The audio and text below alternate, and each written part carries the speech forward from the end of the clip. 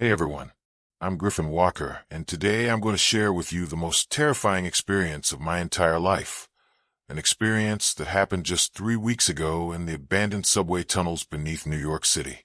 Before I begin this story, I can see that almost 80% of you didn't subscribe while watching my videos. If you're enjoying this content, please hit that subscribe button, like the video, and don't forget to ring that notification bell so you never miss my latest uploads. Also, let me know in the comments where you're watching this video from. I absolutely love hearing from viewers all around the world. Now, let me tell you what happened down there in those forgotten tunnels, because what I encountered, what I saw, still haunts my dreams every single night. It all started when my best friend Maddox sent me a message on a rainy Tuesday evening. Maddox has always been obsessed with urban exploration, abandoned buildings, forgotten places that time left behind. He'd been planning this subway tunnel expedition for months, researching old maps, studying the history of New York's underground transit system. The message was simple. Griffin, I found it. The entrance to the old beach pneumatic tunnel. Meet me tomorrow at midnight near City Hall Station. I'd heard about the beach pneumatic tunnel before. It was an experimental subway line built in the 1870s, a pneumatic postal system tunnel that was supposed to revolutionize transportation in Manhattan. But the project was abandoned, sealed up, forgotten by most people. Most people, but not urban explorers like Maddox. The next night, I found myself walking through the empty streets of downtown Manhattan. The city that never sleeps was unusually quiet, almost eerily so. Street lamps cast long shadows on the wet pavement, and every footstep echoed off the tall buildings surrounding me.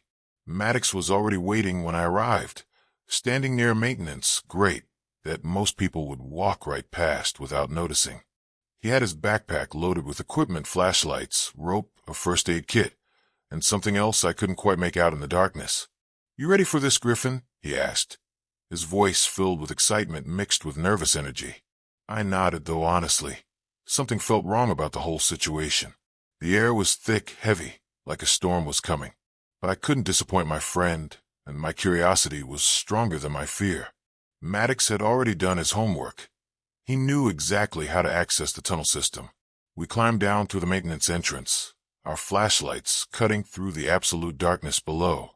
The smell hit me immediately: damp concrete, rust, and something else, something organic and unpleasant that I couldn't identify. The tunnel we entered was narrow, barely wide enough for two people to walk side by side.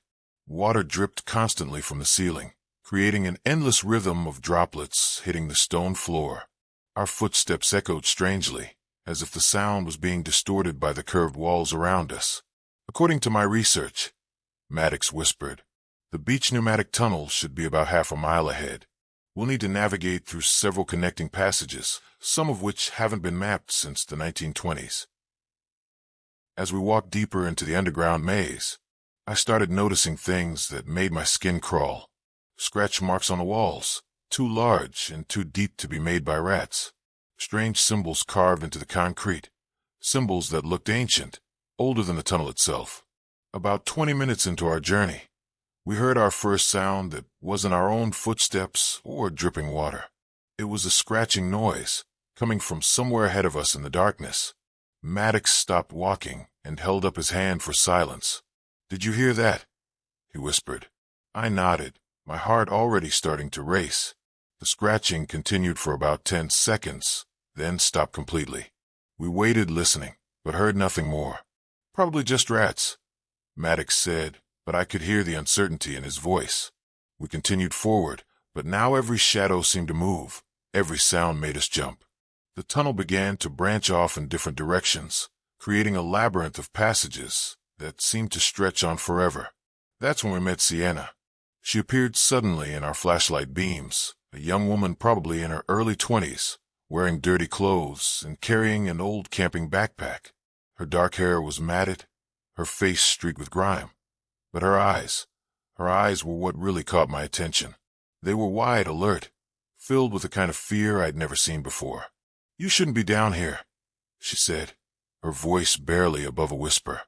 "You need to turn around, go back the way you came, before they notice you." Maddox stepped forward, always the one to ask questions. Who are you? What are you doing down here? Sienna looked around nervously, as if she expected something to jump out of the shadows at any moment. My name is Sienna Blackwood. I've been living down here for 3 months, hiding from what's up there. But down here is worse. Much worse. She told us her story quickly, frantically, like she was afraid we wouldn't believe her. Sienna had been a graduate student at Columbia University, studying archaeology and urban history. She'd become obsessed with the underground tunnels of New York, spending months researching abandoned transit projects, forgotten infrastructure, lost spaces beneath the city. But her research had attracted the wrong kind of attention. She claimed that powerful people with connections to the city government, people who wanted certain secrets to stay buried, had started following her, threatening her. So she'd gone underground, literally, to hide and continue her research. But the things I've discovered down here, she continued, her voice shaking. Things I've seen, they're not human. They've been living in these tunnels for decades, maybe longer, and they don't like visitors. Maddox and I exchanged glances. Part of me wanted to dismiss Sienna as someone who'd been underground too long, someone whose mind had been affected by isolation and darkness. But something in her eyes, something in the way she kept looking over her shoulder, made me believe her. What kind of things? I asked. Sienna's face went pale. You'll see soon enough, if you keep going deeper. The beach pneumatic tunnel, it's not just abandoned. It's their territory now. Their home. Before we could ask more questions, we heard it again. The scratching sound, but this time it was closer. Much closer. And it wasn't coming from just one direction. It was coming from all around us. Sienna grabbed my arm. They know we're here. We need to move. Now. She led us through a series of connecting tunnels, moving with the confidence of someone who'd memorized every passage, every turn. The scratching sounds followed us, sometimes ahead, sometimes behind, sometimes from above our heads where maintenance shafts and air vents created a network of hidden pathways. As we moved deeper into the tunnel system, I started noticing more disturbing details. Bones scattered in dark corners, too large to be from rats or pigeons. Clothing remnants, backpacks, personal belongings that suggested other people had been down here, people who hadn't made it back to the surface. How many others have come down here? I asked Sienna. Dozens, she replied without looking back. Urban explorers, homeless people seeking shelter, city workers who got separated from their crews. Most of them never leave. The tunnel we were following began to slope downward more steeply. The air became thicker, warmer, and that strange organic smell I'd noticed earlier grew stronger. It was the smell of decay, of something that had been rotting in darkness for a very long time. After what felt like hours of walking, though it might have been only 30 minutes, we reached a large circular chamber. Our flashlights revealed a space that was clearly man-made, but much older than the subway tunnels we'd been walking through. The walls were made of rough-cut stone. The ceiling was supported by thick wooden beams that looked like they might collapse at any moment. This is it, Sienna whispered. The original beach pneumatic tunnel chamber, the heart of the system. But as our lights swept across the chamber, I saw something that made my blood turn to ice. The walls were covered with hundreds, maybe thousands, of scratch marks.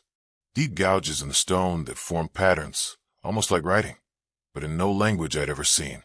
And in the center of the chamber, there was a pile of bones, human bones, arranged in a careful pattern, like some kind of ritualistic display. Maddox stepped closer to examine the bone pile, but Sienna grabbed his arm and pulled him back. Don't touch anything, she hissed. They can sense when their territory has been disturbed. They'll know we were here. That's when we heard the sound that changed everything. A low, rumbling growl that seemed to come from the walls themselves.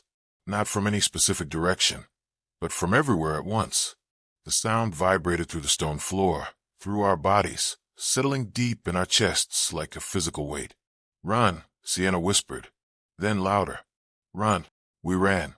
Through passages I couldn't see clearly in the bouncing light of our flashlights, following Sienna as she navigated the maze with desperate urgency. Behind us, the growling continued, joined by other sounds. Clicking noises, like claws on stone, heavy breathing that echoed through the tunnels, and footsteps, or something like footsteps, but with a rhythm that was all wrong. Too many beats, too irregular to be human. Maddox was struggling to keep up, his backpack weighing him down as we sprinted through the narrow passages. "What are they?" he gasped. Sienna looked back at us, her face streaked with sweat and terror. "Nobody knows for sure. The old-timers who've been living down here, the ones who've survived, they call them the tunnel dwellers. They say they were people once, people who got lost down here decades ago, who adapted to life in the darkness, who changed." We reached a junction where 3 tunnels met, and Sienna stopped suddenly listening. The pursuing sounds had faded, but she didn't look relieved. She looked more terrified than ever. "This is wrong," she muttered. "They never give up this easily. They're planning something." As if in response to her words, the lights in our flashlights began to flicker. All 3 of them, simultaneously. The beams grew weaker, dimmer, until we were standing in near complete darkness. "The batteries were fresh," Maddox said, panic creeping into his voice. "They should last for hours." Sienna pulled out an old camping lantern from her backpack, but when she tried to turn it on, nothing happened. They can interfere with electronics somehow, drain power sources. It's one of their abilities. In the growing darkness, we heard new sounds. Whispers, human voices, but speaking in that same strange language we'd seen carved into the walls. The voices were coming from all 3 tunnel entrances, surrounding us. "Stay close together," Sienna instructed. "Whatever happens, don't let them separate us." That's when I saw the first pair of eyes, glowing pale yellow in the darkness, about 6 feet off the ground, watching us from the entrance to the left tunnel. Then another pair appeared in the center tunnel.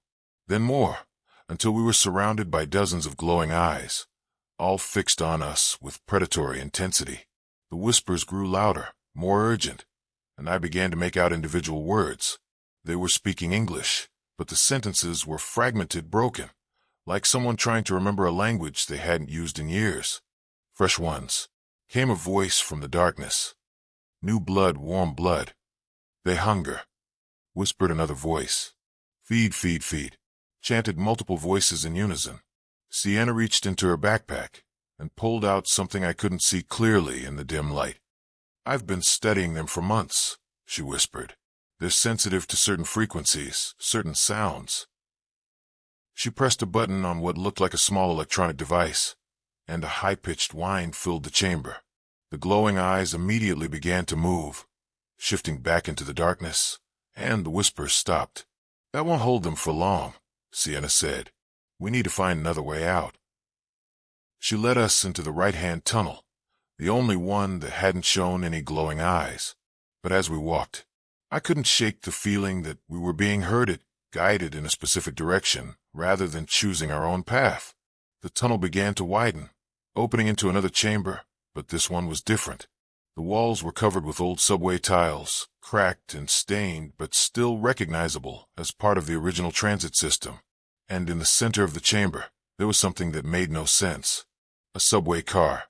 An actual train car, sitting on rusted tracks, but covered in decades of grime and decay. The windows were broken, the doors hung open at odd angles, and something that might have once been seats were now just twisted metal and rotted fabric. "How's there a train car down here?" Maddox asked. Sienna approached the car cautiously. "This is part of the old pneumatic system. When the project was abandoned, they left everything behind. Just sealed up the tunnels and forgot about it." But as we got closer to the train car, I realized it wasn't empty. There were shapes inside. Human-shaped figures sitting in the remains of the seats. At first I thought they were mannequins, or maybe skeletons, but then one of them moved. Just slightly. A turn of the head. A shift of posture. "They're alive," I whispered. Sienna nodded grimly. "The ones who've been down here the longest. They don't hunt anymore. They just sit and wait and watch. But they're still aware. Still thinking." One of the figures in the train car began to speak, its voice barely human, raspy and broken like someone who hadn't used their vocal cords in decades. "Turn back, surface dwellers. Turn back before you become like us." Another figure stirred. The hunger, it starts slowly, but it grows. It consumes everything you were. I wanted to leave immediately, to run back the way we came, but Maddox was fascinated. He approached the train car with his camera, trying to document what we were seeing. "This is incredible," he said. "Do you realize what we've discovered? This could change everything we know about the underground homeless population, about urban survival." But Sienna grabbed him and pulled him away from the car. "Don't get too close. Don't listen to them too long. That's how it starts. That's how the change begins." As we backed away from the train car, the figures inside began to move more actively, standing up, pressing their faces against the broken windows, reaching through the gaps with arms that seemed too long, too thin, fingers that had grown into something resembling claws. "Feed us," they whispered. "Join us, stay with us forever." We ran again, deeper into the tunnel system, following Sienna through passages that seemed to grow narrower and more claustrophobic with every step. The walls began to show signs of habitation, crude shelters made from scavenged materials, sleeping areas constructed in alcoves, cooking fires that had left black stains on the ceiling. "This is where the newer ones live," Sienna explained as we walked. "The ones who still remember what it was like to be human. They're dangerous, but not as dangerous as the old ones, the ones who've forgotten everything except hunger." We passed through what looked like an underground village, makeshift homes built into the tunnel walls, but everything was abandoned, as if the residents had fled in a hurry. Personal belongings were scattered everywhere: clothes, books, photographs of people who might have been family members, lives interrupted and left behind. "Where did everyone go?" I asked. Sienna's face was grim. "Deeper. They always go deeper when the hunger becomes too strong, when they can no longer control it." As we continued through the abandoned settlement, I began to notice something disturbing about the photographs scattered around. In picture after picture, the faces had been scratched out, clawed away, as if the people in the images had been deliberately erased. "They destroy reminders of their old lives," Sienna explained. "Memories become painful when you're changing into something else, something that can never go back to the surface world." The tunnel ahead of us opened into the largest chamber we'd seen yet. Our flashlights, which had started working again, revealed a space that took my breath away. It was enormous, easily the size of a football field, with a vaulted ceiling that disappeared into darkness above our heads. But it wasn't empty. The chamber was filled with structures, buildings, constructed entirely from scavenged materials and human bones. Walls made from subway car parts and skeletal remains, roofs crafted from torn fabric and rusted metal, doorways framed with human skulls that stared down at us with empty sockets. "Welcome to the Bone City," Sienna whispered, "the heart of their civilization." As we stood at the entrance to this underground nightmare, figures began to emerge from the bone structures, dozens of them, moving with that same wrong rhythm we'd heard earlier. They looked human, but only barely. Their skin was pale, almost translucent, stretched tight over frames that had been warped by years of living in darkness. Their eyes reflected our flashlight beams like animal eyes, and their mouths were filled with teeth that had grown too long, too sharp. They didn't attack immediately. Instead, they formed a circle around us, closing off any possibility of escape. One of them, taller than the others, stepped forward. When it spoke, its voice was surprisingly clear, almost educated. "Sienna Blackwood," it said, "you've returned and brought guests." Sienna raised her chin defiantly. "Kellen, I told you I'd be back. I told you I'd bring proof of what's happening down here." The creature called Kellen smiled, revealing those horrible teeth. "Proof? For whom? The surface world that abandoned us? The city that sealed us away and pretended we didn't exist?" I realized that Kellen had once been human, probably someone who'd lived in these tunnels, someone who'd undergone the same transformation as the others. But he retained more of his humanity, more of his intelligence, which somehow made him more terrifying than the mindless creatures we'd encountered earlier. "These two don't belong here," Kellen continued, looking at Maddox and me with predatory interest. "They're not refugees, not outcasts, they're tourists. Urban explorers looking for thrills." Sienna stepped between us and Kellen. They're with me. They're under my protection. Kellen laughed, a sound like grinding glass. Your protection? Sienna, you've been down here long enough to know how this works. The hunger is growing in you too. I can smell it. I can see it in your eyes. Soon you'll be one of us, and your friends will be nothing but food. That's when I noticed what Sienna had been trying to hide. Her hands, when she'd reached into her backpack. I'd seen her fingernails. They were longer than normal, sharper, more like claws than human nails. And her eyes, in the reflected light of our flashlights, they had that same faint glow I'd seen in the others. How long have you really been down here, Sienna? I asked. She looked at me with a mixture of sadness and shame. 2 years. Not 3 months. 2 years. Maddox backed away from her slowly. You're one of them. No, Sienna said desperately. I'm fighting it. I'm trying to document what's happening, to find a way to stop the transformation, to help the people who are trapped down here. But Kellen was shaking his head. There's no stopping it. The tunnels change you. The darkness changes you. The hunger changes you. It's inevitable. He gestured to the bone structures around us. This is your future. This is where you belong now. The circle of creatures began to close in, moving slowly, savoring our fear. I could see more details now in the dim light, details I wish I could forget. Their skin was covered with a network of dark veins. Their breathing was too shallow, too rapid, and when they moved, their joints bent in ways that human joints shouldn't bend. There's another way, Sienna said suddenly. Kellen, you know there is. The deep tunnels. The old pneumatic shafts that lead to the Hudson River. If they can reach those. Kellen's expression changed. The water tunnels? Sienna, nothing survives the water tunnels. The pressure, the flooding, the things that live in the deeper darkness. It's better than this, Sienna replied. It's better than becoming like you. Without warning, she threw something into the center of the circle, a small device that exploded in a brilliant flash of light. The creatures recoiled, covering their eyes, giving us just enough time to run. Sienna led us toward a passage I hadn't noticed before, hidden behind one of the bone structures.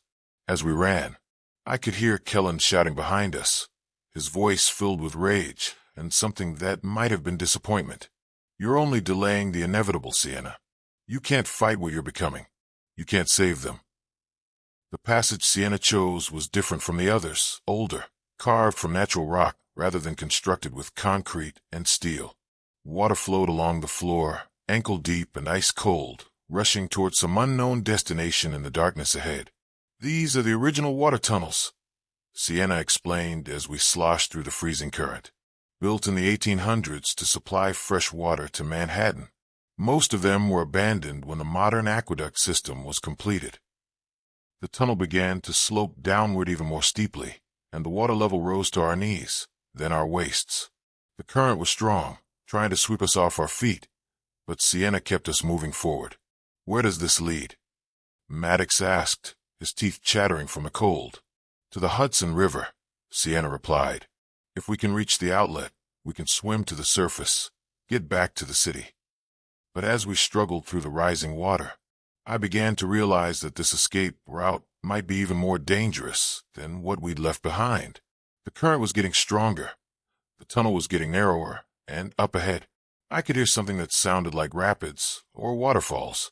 Sienna, I called out, are you sure about this? She didn't answer immediately.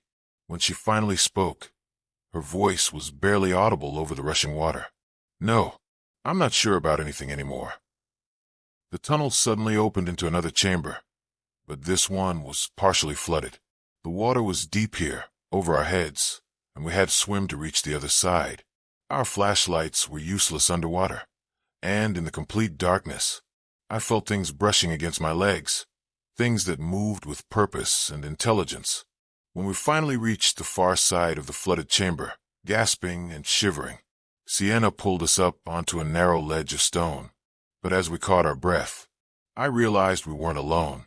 There were figures standing in the shadows of the chamber, tall, impossibly thin, with skin that seemed to absorb light rather than reflect it.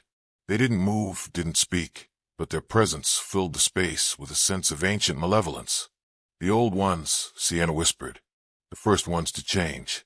They've been down here since the tunnels were first built. They're not quite human anymore, but they're not quite something else either. They're in between. One of the old ones stepped forward, moving with fluid grace despite its unnatural appearance.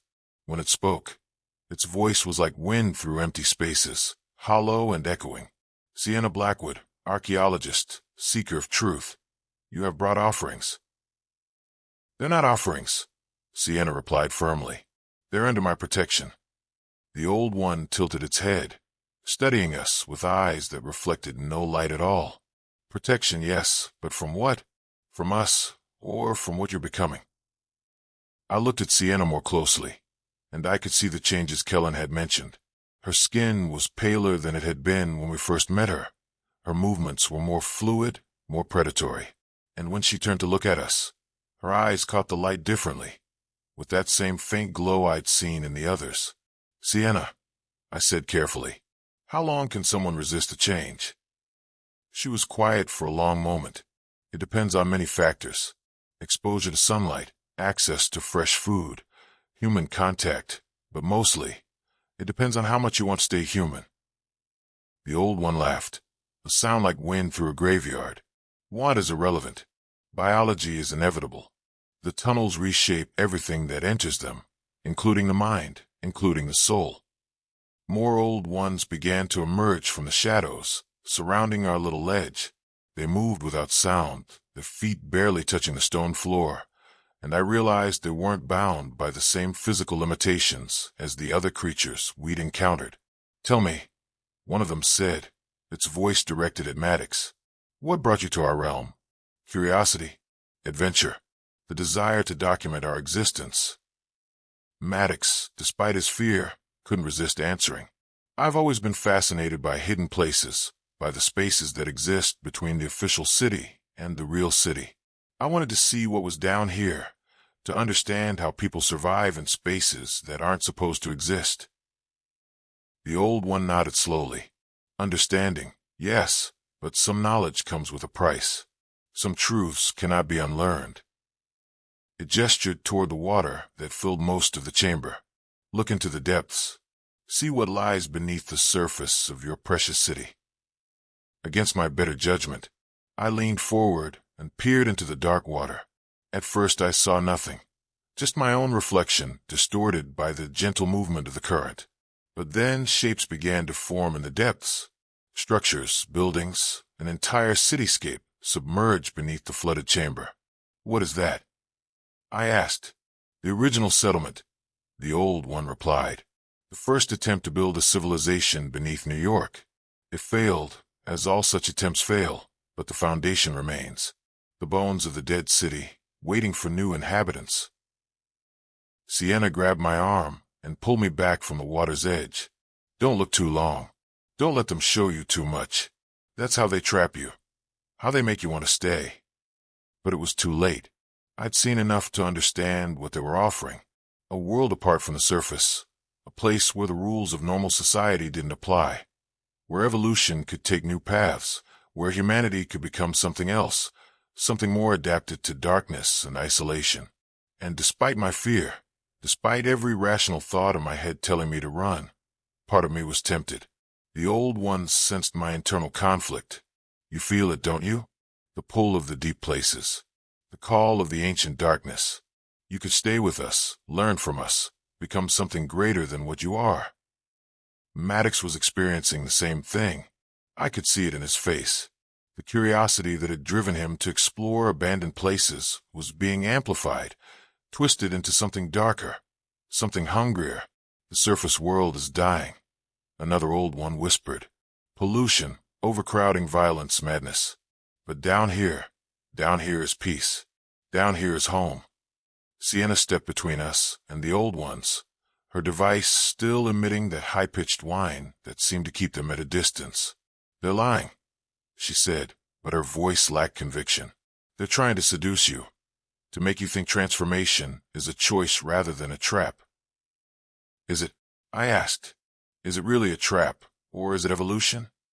Sienna stared at me with those glowing eyes.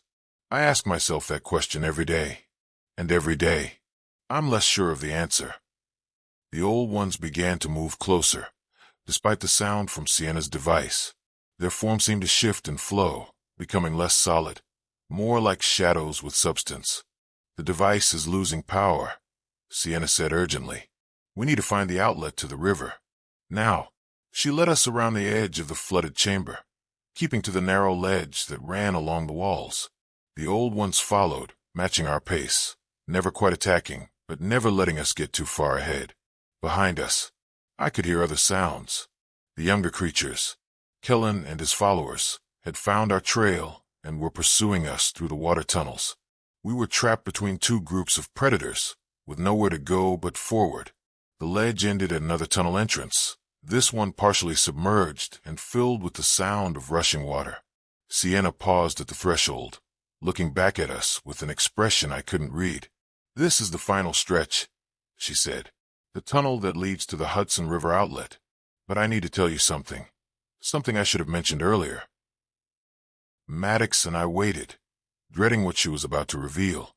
The outlet, it's not at water level. It's 30 feet below the surface of the river. We'll have to swim underwater, in complete darkness, with no guarantee we'll find the opening before we run out of air. The pursuing sounds are getting louder, closer. We could hear splashing as the creatures moved through the flooded passages behind us. What choice do we have? I asked. Sienna looked at her hands, at the claws that were becoming more pronounced by the hour. I can't go with you. I can't risk exposing the surface world to what I'm becoming, but I can give you a chance.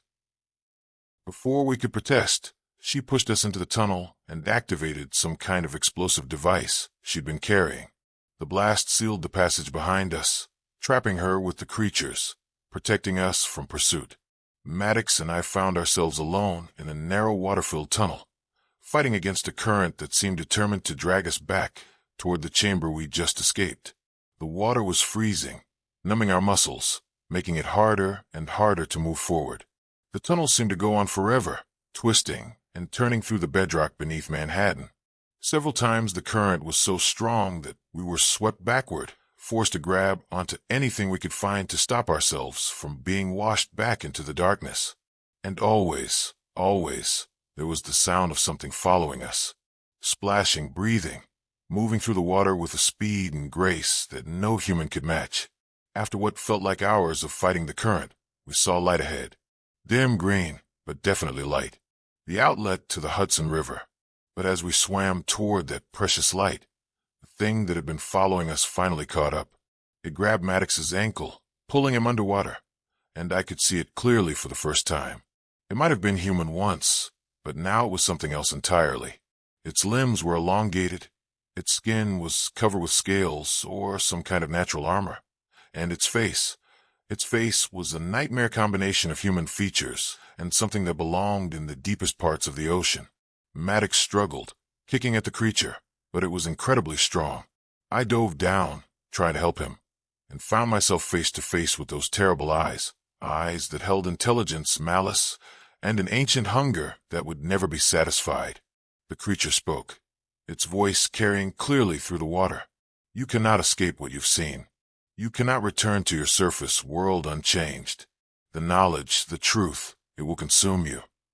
I grabbed Maddox's hand and pulled, using every ounce of strength I had left, and somehow we broke free.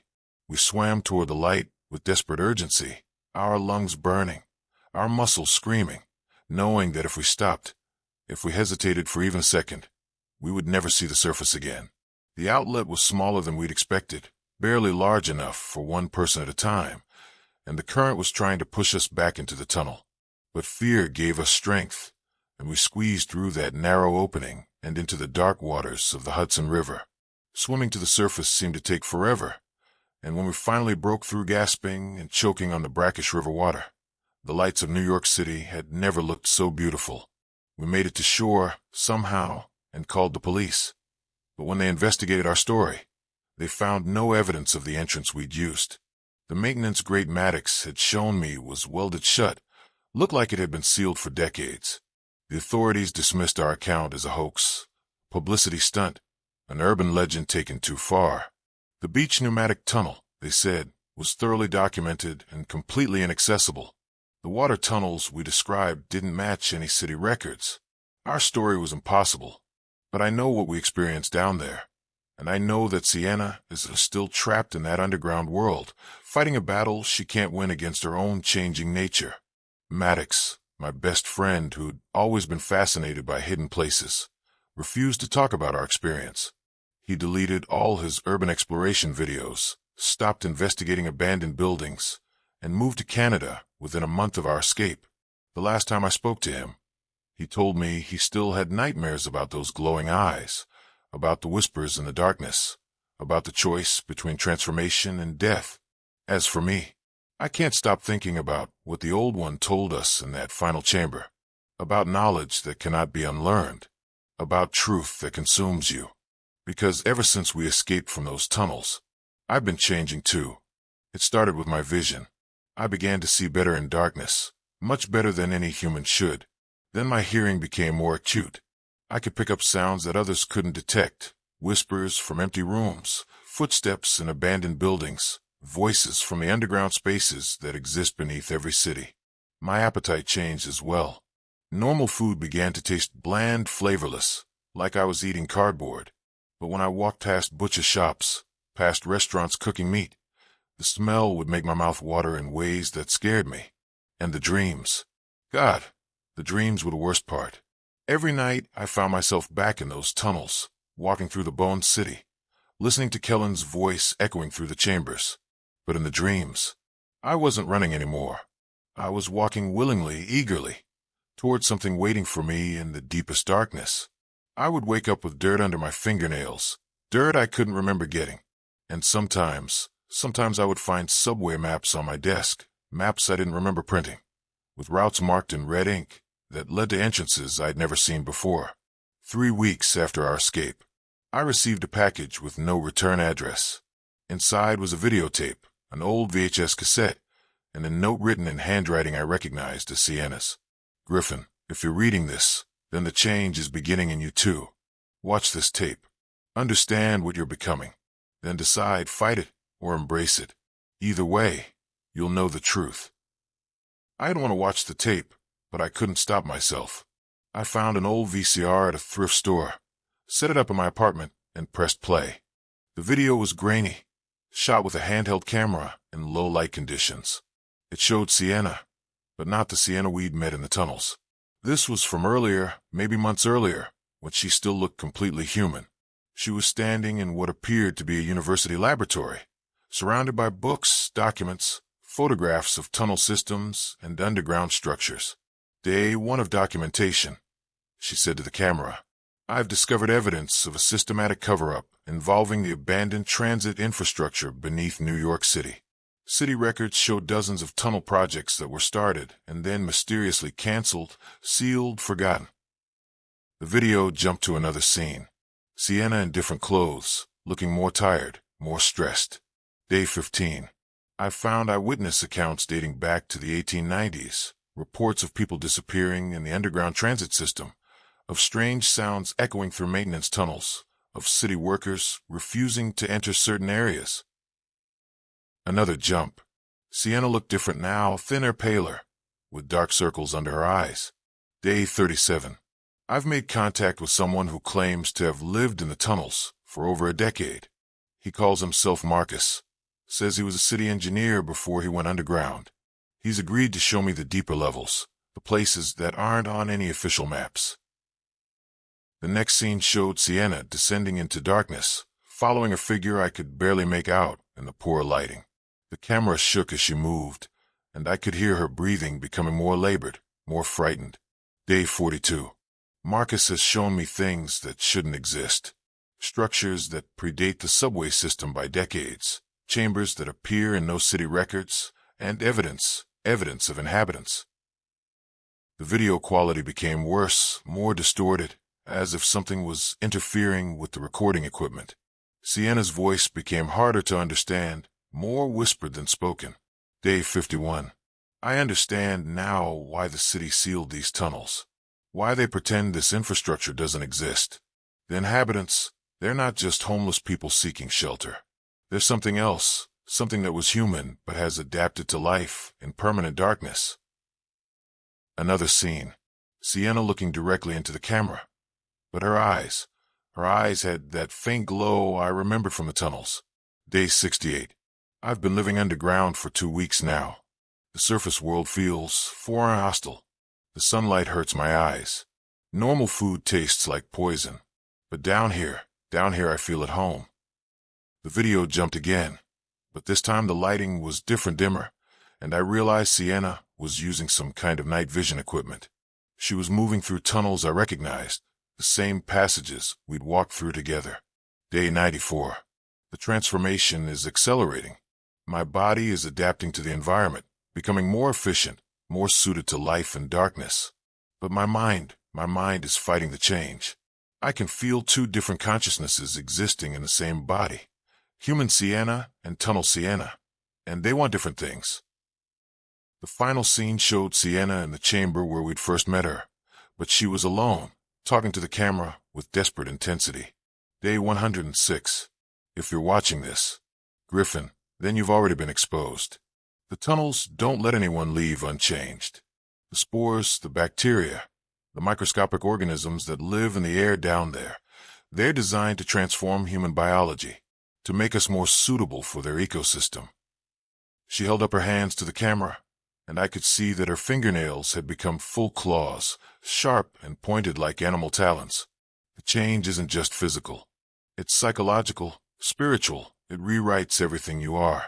Your desires, your needs, your understanding of what home means. And the worst part, the absolute worst part, is that it feels good. It feels like becoming who you were always meant to be. Sienna leaned closer to the camera, her glowing eyes filling the frame. Fight it as long as you can, but know that eventually, you'll want to come back. You'll crave the darkness, community, the simple honesty of predator and prey. And when that happens, when you can't resist anymore, find tunnel entrance B, 47 near Grand Central Station. Look for the maintenance door with the broken lock. Follow the red arrows painted on the walls. They'll lead you home. The video ended, leaving me staring at a blank screen, my hands shaking, my mind racing with implications I didn't want to accept. That night, I found myself walking through Manhattan, not consciously choosing a destination, just moving through the empty streets like I was being pulled by some invisible force. My feet carried me toward Grand Central Station, through areas I'd never explored before, past buildings that seemed to whisper as I walked by. I found entrance B47 without even looking for it, my body somehow knowing exactly where to go. The maintenance door was exactly as Sienna had described, broken lock, red arrows painted in what looked like old blood, pointing deeper into the underground. But I didn't go in, not that night. Instead, I ran home, packed a bag, and caught the first flight to Los Angeles. I thought distance would help, thought that getting away from New York would break whatever hold those tunnels had on me. I was wrong. The dreams followed me to California. Every night, the same vision, walking through dark passages towards something that called my name. And every morning, I would wake up with dirt under my fingernails, subway maps scattered around my hotel room, airline tickets to New York that I didn't remember buying. After 2 weeks in Los Angeles, I gave up fighting and returned to New York City. The pull was stronger now, more insistent. I could feel the tunnels calling to me from dozens of locations throughout the city, like a network of voices all singing the same song. But the strongest call came from Grand Central, from entrance B47, from the path Sienna had shown me in her final video. This time, I went inside. The red arrows led me through maintenance corridors I'd never seen before, past electrical rooms and storage areas, down staircases that seemed to descend much further than they should have been able to go. The air grew thicker, warmer, filled with that same organic smell I remembered from our first expedition. After 30 minutes of following the arrows, I reached a familiar chamber, the circular stone room where we'd first seen the scratch marks, the bone pile, the evidence of the tunnel dweller's presence. But now the chamber was occupied. Sienna was there, sitting cross-legged beside the bone pile, but she looked different, more changed.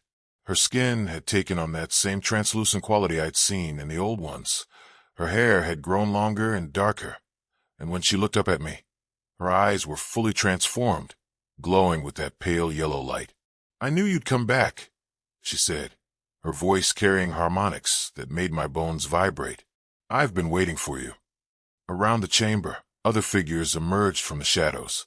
Kellen was there, along with creatures I recognized from our first encounter, but also new ones. People who looked like they'd been surface dwellers recently, urban explorers and homeless individuals and city workers who'd been drawn into the tunnel system. "Welcome home, Griffin," Kellen said, his smile revealing teeth that had grown even sharper since our last meeting. "We've prepared a place for you." I wanted to run, wanted to fight, wanted to reject everything they were offering. But as I stood in that chamber, surrounded by the transformed inhabitants of the underground, I felt something I hadn't experienced since leaving the tunnels. Peace. The constant anxiety I'd been feeling on the surface, the sense that I didn't belong in the bright, loud, chaotic world above, it all disappeared. Down here, in the darkness, among these changed beings, I felt like I was finally where I belonged. "The transformation doesn't have to be painful," Sienna said, standing up and approaching me slowly. "If you accept it, if you embrace it, it can be beautiful.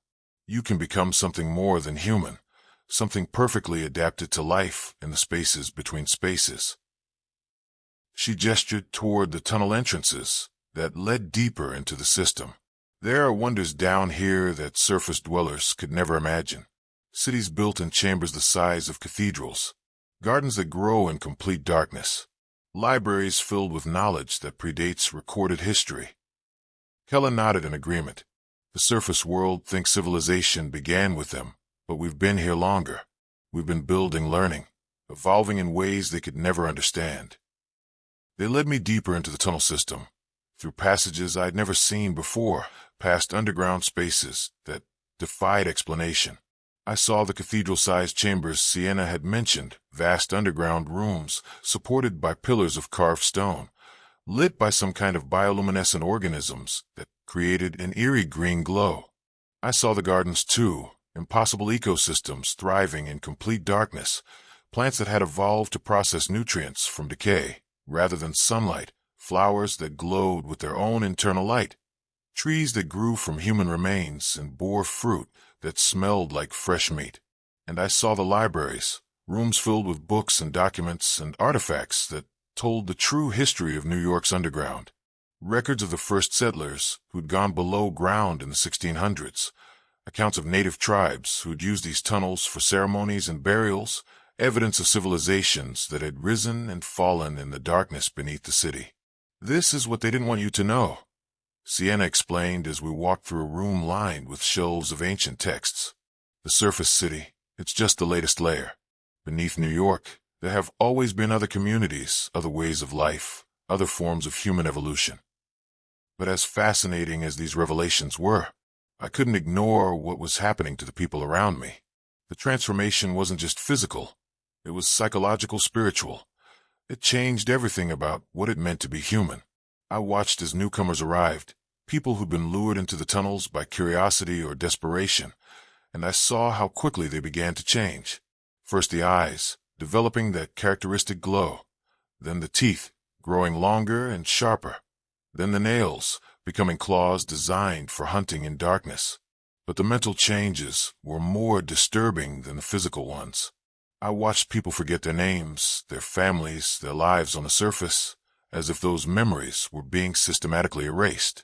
They would sit in circles, speaking in that strange language we'd heard earlier, planning hunts for surface dwellers who ventured too close to tunnel entrances. "How long do I have?" I asked Sienna one day as we sat beside one of the underground streams that flowed through the tunnel system. She looked at her own reflection in the water, studying the changes that had already taken place. The timeline varies. Some people transform completely within weeks. Others, like me, can resist for months or even years. But everyone changes eventually. The only question is whether you fight it or accept it. I spent 3 days in the underground city, learning about their society, their history, their plans for the future.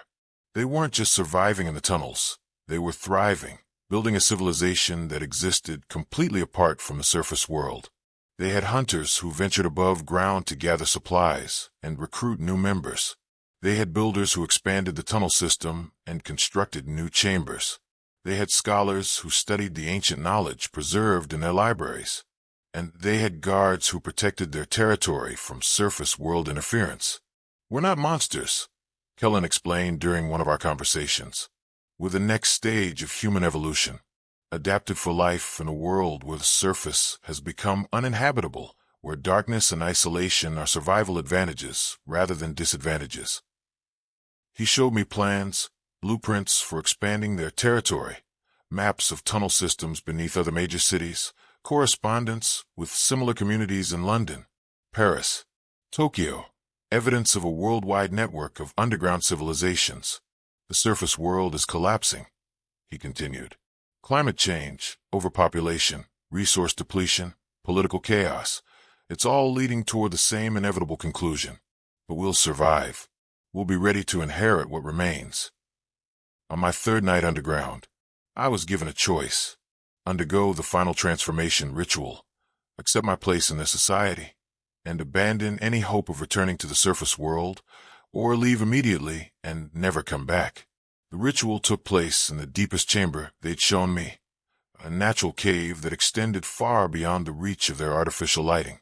The walls were covered with symbols that hurt to look at, patterns that seemed to move when you weren't focusing on them directly, writing in languages that had never been spoken on the surface. Sienna was there, along with dozens of other transformed inhabitants, all watching as Kellen prepared the ceremony that would complete my change from human to something else. "This is your last chance to choose," Kellen said, holding a cup filled with liquid that glowed with the same pale light as their eyes. "Drink and become one of us forever. Refuse and return to a surface world that will never understand what you've experienced." I looked at Sienna, hoping for guidance, for some sign of what I should do. But her expression was unreadable, caught between her remaining humanity and the creature she was becoming. "I can't make this choice for you," she said finally. "But I can tell you this, if you go back to the surface, you'll spend the rest of your life feeling like you're living in the wrong world. You'll know there's a place where you belong, but you'll never be able to return to it unchanged." The cup felt warm in my hands, the liquid inside pulsing with its own rhythm, like a heartbeat made visible.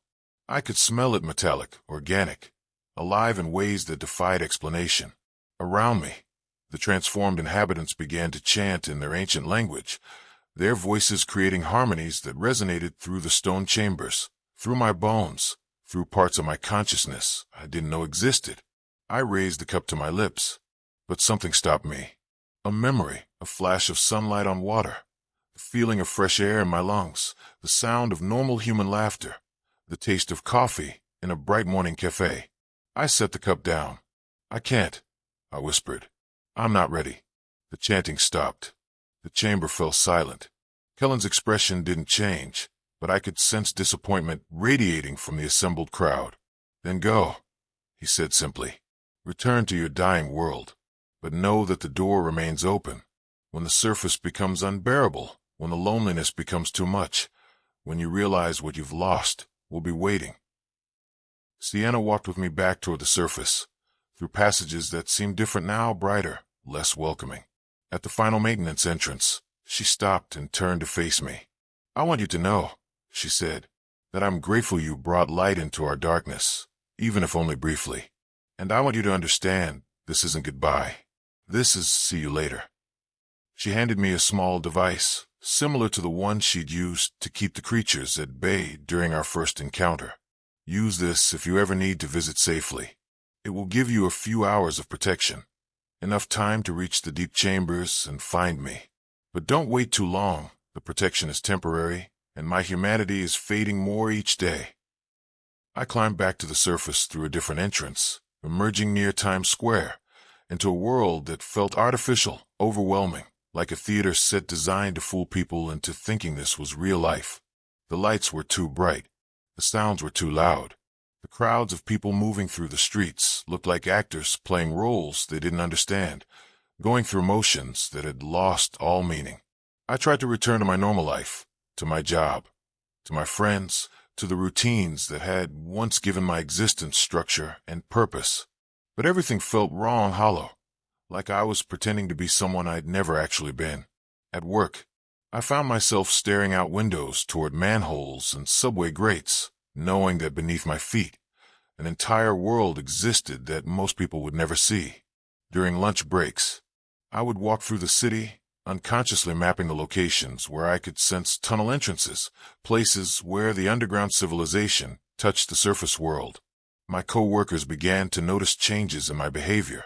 I was distracted, distant, prone to staring at shadows and jumping at sudden sounds.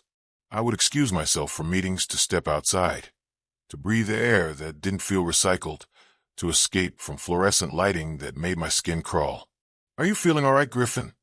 my supervisor asked during one particularly difficult day. "You seem different lately, more withdrawn." How could I explain that I discovered a world beneath the city, a place where human evolution was taking new paths, where the future of our species might be developing in ways that surface dwellers couldn't imagine? "I'm fine," I lied, "just dealing with some personal issues." But I wasn't fine. I was changing slowly but inevitably, even without drinking from Kellen's cup, even without undergoing their transformation ritual. The exposure to the tunnels, to their environment, to their way of life, had started a process that couldn't be reversed. My vision continued to improve in darkness. My hearing became more acute. My sense of smell developed to the point where I could detect things that normal humans couldn't perceive. I could smell fear on people, smell sickness, smell the underground world, clinging to anyone who'd spent time in the subway system. And the hunger, the terrible hunger that Sienna had warned me about, began to manifest in ways that terrified me. I started avoiding restaurants, avoiding social gatherings where food was served, because the smell of cooked meat would trigger cravings that I couldn't explain or control. Instead, I found myself drawn to butcher shops, to meat markets, to places where I could smell fresh blood and raw flesh. Late at night, I would walk through empty streets, following scents that led me to dark alleys, to homeless encampments, to places where vulnerable people gathered. I never acted on the impulses, never crossed a line from craving to action, but the urges were growing stronger every day. 6 weeks after my escape from the tunnels, I received another package. This one contained a smartphone, an old model with a cracked screen, loaded with a single video file. The video showed Maddox, my best friend who'd moved to Canada, who'd refused to talk about our underground experience. But this wasn't Maddox I remembered. His face was gaunt, his eyes were sunken, and his hand shook as he spoke to the camera. "Griffin, if you're watching this, then you're experiencing the same thing I am. The changes, the hunger, the dreams that won't stop. I thought distance would help, thought moving to another country would break the connection, but it didn't work." Maddox held up his hands, showing fingernails that had begun to develop into claws, just like Sienna's, just like mine. "I've been researching the phenomenon, trying to understand what's happening to us. It's not just biological, it's quantum molecular, something that rewrites DNA at the deepest level. The organisms we were exposed to in those tunnels, they're not from Earth. There's something older, something that's been waiting beneath human cities for thousands of years." The video showed Maddox in what appeared to be a basement or underground room, surrounded by books, documents, photographs of tunnel systems from around the world. I found evidence of similar communities beneath London, Paris, Tokyo, Moscow. Every major city has them. Underground societies of transformed humans, all connected, all working toward the same goal. He leaned closer to the camera, his eyes reflecting light in ways that human eyes shouldn't. They're not trying to destroy humanity. They're trying to save it, to preserve it in a form that can survive what's coming. The surface world, it's dying.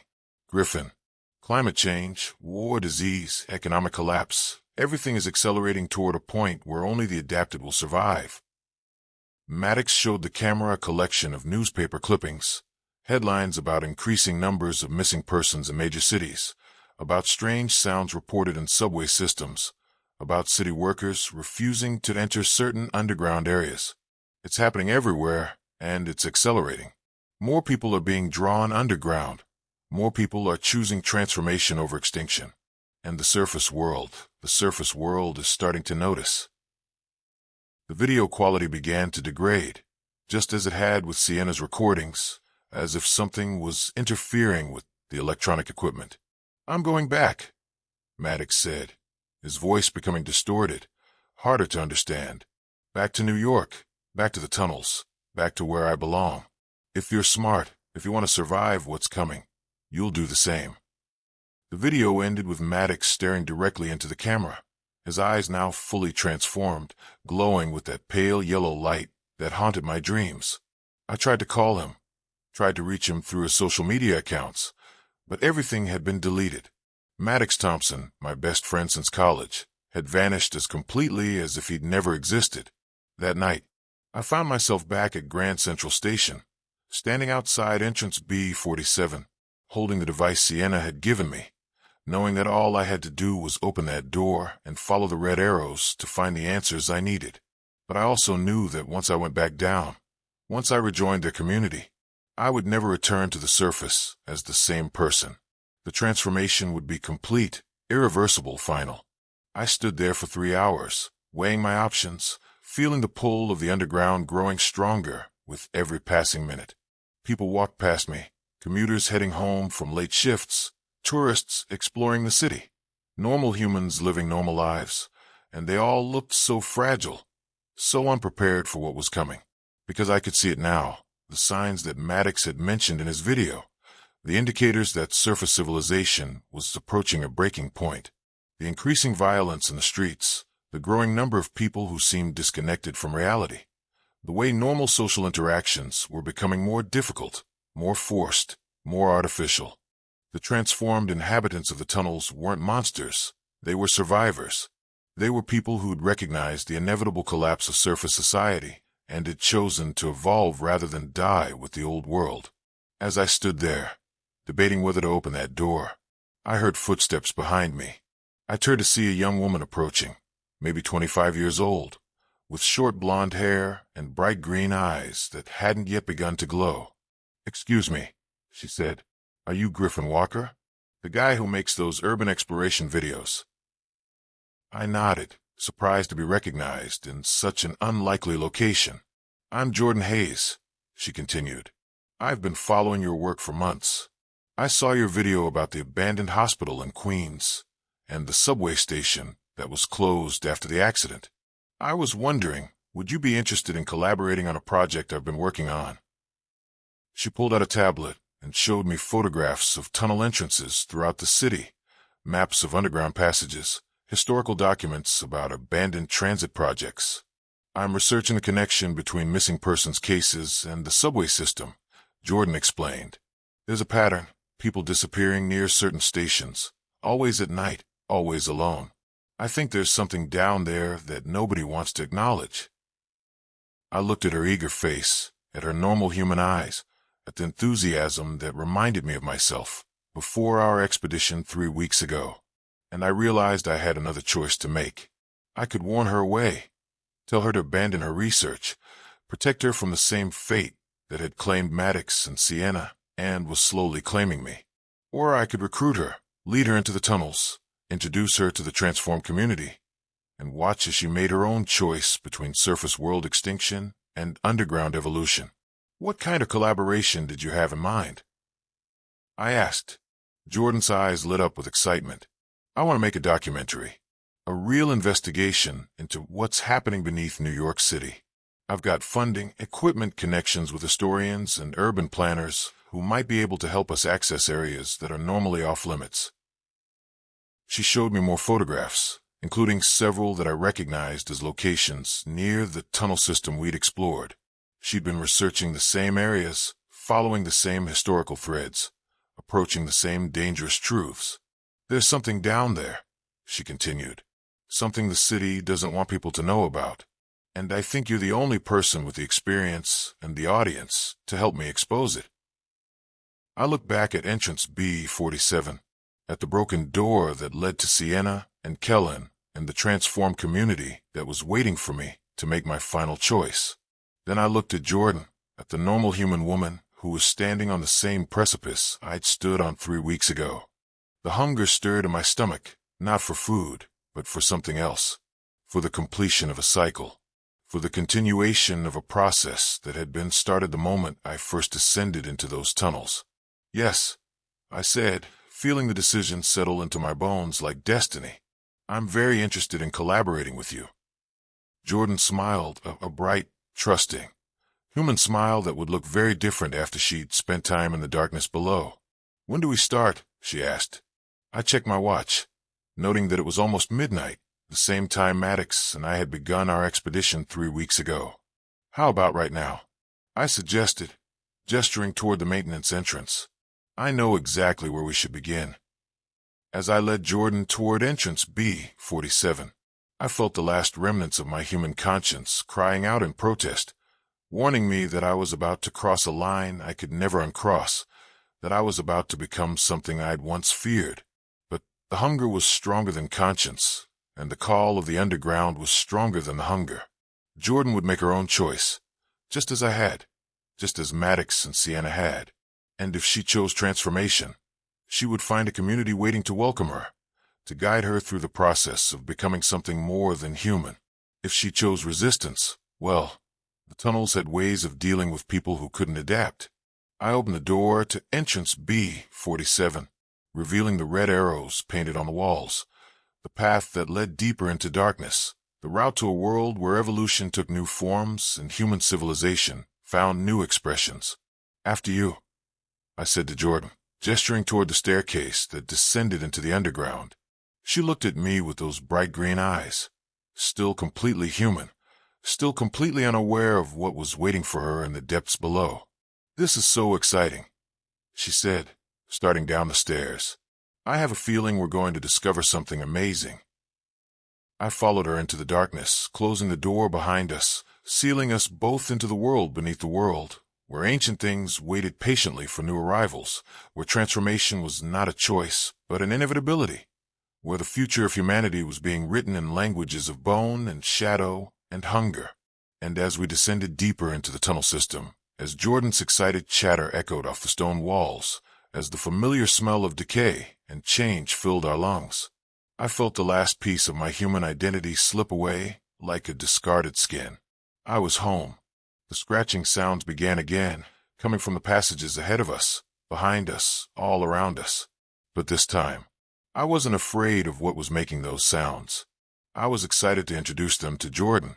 3 months later, I'm making this video from my apartment in Manhattan, documenting my experience for anyone who might be curious about what lies beneath our city. Jordan and I completed our documentary, though it will never be released to the public.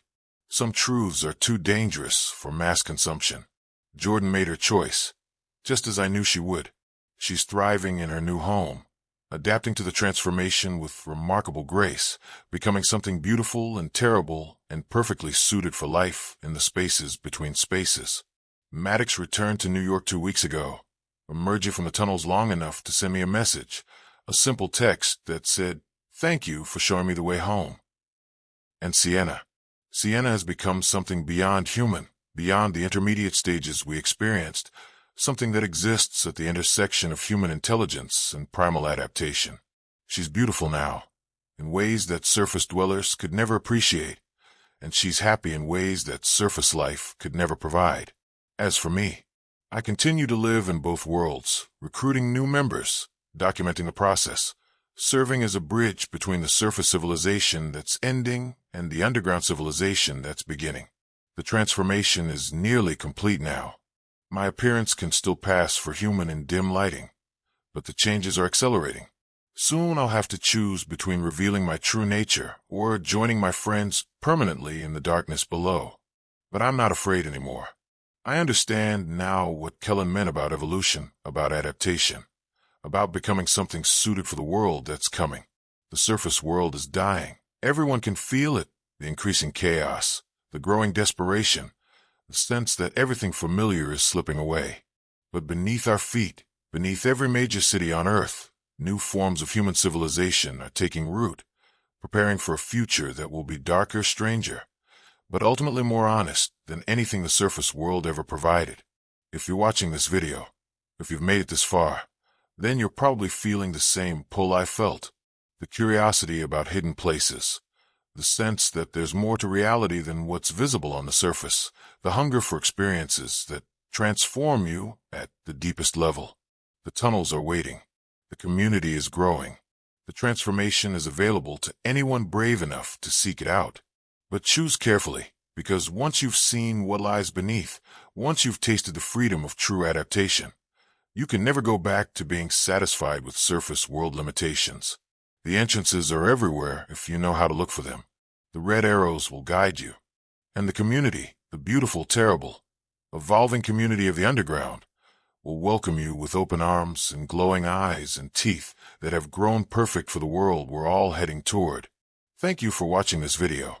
Thank you for following me on this journey into the darkness beneath our feet. I know this isn't the kind of content you were expecting, but sometimes truth is stranger and more terrifying than any fiction we could imagine. If you enjoyed this exploration into the hidden world beneath New York City, please hit that subscribe button and let me know in the comments what other mysteries you'd like me to investigate. Are you interested in learning more about underground civilizations? Would you like to see documentation of the transformation process? Do you want to know about the tunnel systems beneath other major cities? Leave your suggestions in the comments below. Tell me which aspects of this story resonated with you most, and let me know if you've had any unusual experiences in subway systems or underground areas. Your stories might be more connected to this phenomenon than you realize. And remember, if you're ever walking through New York City late at night, if you hear scratching sounds coming from manholes or subway grates, if you see red arrows painted on maintenance doors, if you feel an inexplicable urge to explore the spaces beneath your feet, know that you're not alone. Know that others have walked this path before you. Know that a community is waiting to welcome you home. But also know that once you descend, once you see what I've seen, once you meet the inhabitants of the underground world, you'll never be the same person who started the journey. The choice, as always, is yours. Until next time, this is Griffin Walker, signing off from somewhere between the surface world and the darkness below, somewhere between human and something else, somewhere between what was and what's coming. Stay curious, stay brave, and remember, the most important discoveries are always found in the places we're told never to go. See you in the next video. Assuming there is a next video. Assuming I'm still capable of making content for surface world audiences. Assuming I remember how to be human long enough to operate a camera. But honestly, I'm not sure about any of those things anymore. Sweet dreams, and watch out for scratching sounds in the walls.